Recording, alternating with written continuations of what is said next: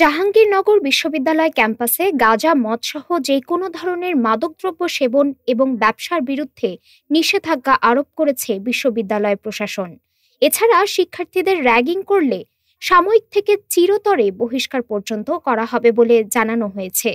২০ September বিকেলে এ বিষয়টি নিশ্চিত করেছেন বিশ্ববিদ্যালয়ের প্রক্টর অধ্যাপক একেএম রাশিদুল আলম। ইতোমধ্যে পৃথক দুটি বিবৃতিতে এ বিষয়ে শিক্ষার্থীদের সতর্ক করা হয়েছে।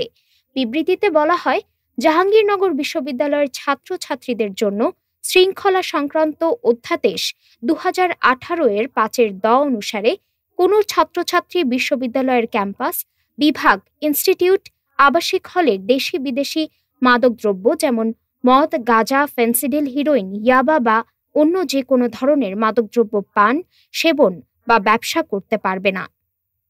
এতে আরও বলা হয়, মাদকদ্রব্য সেবন বা ব্যবসা একটি শাস্তিযোগ্য অপরাধ।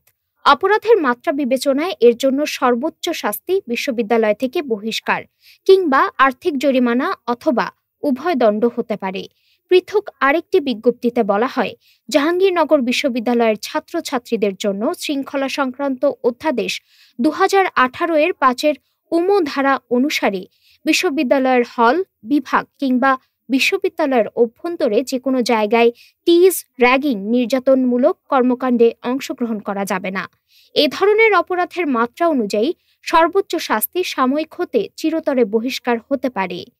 এ বিষয়ে বিবৃতিতে সংশ্লিষ্ট সবার সহযোগিতা কামনা করা হয়েছে। ডেস্ক রিপোর্ট, আজ বার্তা।